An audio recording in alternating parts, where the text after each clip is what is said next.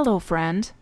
এক সময় একটি জঙ্গলে খরগোশ টুটুল আর বিড়াল মিনি খুব ভালো বন্ধু ছিল। তারা প্রতিদিন একসাথে খেলতো, লুকোচুরি করতো, গাছের ছায়ায় বসে গল্প করত। একদিন মি বলল, টুটু আমি শহরে যেতে চাই, বড় হতে চাই, নতুন কিছু শিখতে চাই। খরগোশ টুটুল চুপ করে গেল, তার মনটা হঠাৎ ভার হয়ে উঠলো। তুমি কি আমাকে ছেড়ে চলে যাবে? না না, আমি শুধু শিখে আবার ফিরে আসবো। মিনি হেসে বল, মিনি হেসে বল। কয়েকদিন পর মিনি শহরের পথে রওনা দিল। টুটু প্রতিদিন জঙ্গলের পথে বসে থাকতো মিনি ফিরে আসার অপেক্ষায়। দিন যায়, মাস যায়, বছর পেরিয়েও যায়, কিন্তু মিনি আর ফিরে আসে না।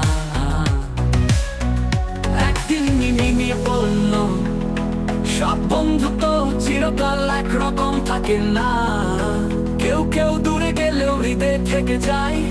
সে ধীরে ধীরে নতুন বন্ধু বানায়, কিন্তু মিনির জন্য ছোট একটা জায়গা সে তার মনে রেখে দিল চিরদিনের জন্য।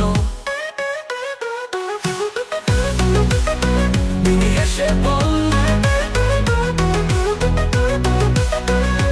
বার্তা বন্ধু তো অনেক রকম হয়, কারো চলে যাওয়া মানে সব শেষ নয়, কিছু স্মৃতি সব সময় রয়ে যায়। বার্তা বন্ধু তো অনেক রকম হয়, কারো চলে যাওয়া মানে সব শেষ নয়, কিছু স্মৃতি সব সময় রয়ে যায়। বার্তা বন্ধু তো অনেক রকম হয়, কারো চলে যাওয়া মানে সব শেষ নয়, কিছু স্মৃতি সব সময় রয়ে যায়।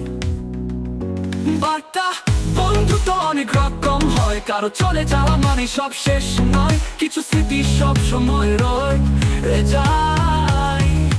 মিনির ফিরে